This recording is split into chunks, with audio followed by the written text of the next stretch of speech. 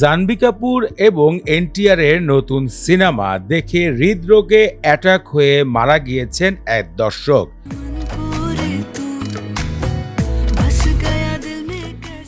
দেবাদার part 1-এ এমন রোমাঞ্চের দৃশ্যে দেখা গিয়েছে জাহ্নবী কাপুর এবং জুনিয়র এনটিআরকে। আর সেই দৃশ্য দেখে গত শুক্রবার হলের ভিতরে হার্ট অ্যাটাক করে মারা গিয়েছে এক দর্শক। সাম্প্রতিক সময় বলিউডের অভিনেত্রী জাহ্নবী কাপুর এবং অভিনেতা সাইফ আলী খান যুক্ত হয়েছে তেলুগু ইন্ডাস্ট্রিতে। তাদের দেবাদার পার্ট 1 সিনেমার মাধ্যমে তেলুগু ইন্ডাস্ট্রিতে যাত্রা শুরু হয়েছে।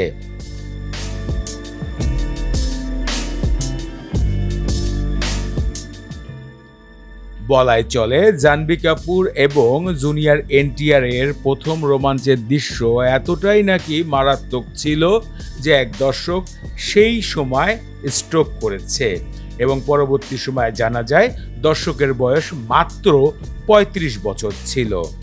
ইতিমধ্যে দেবাদার পার্ট 1 সিনেমার বক্স অফিস বেশ সাফল্যের দিকে শোনা যাচ্ছে।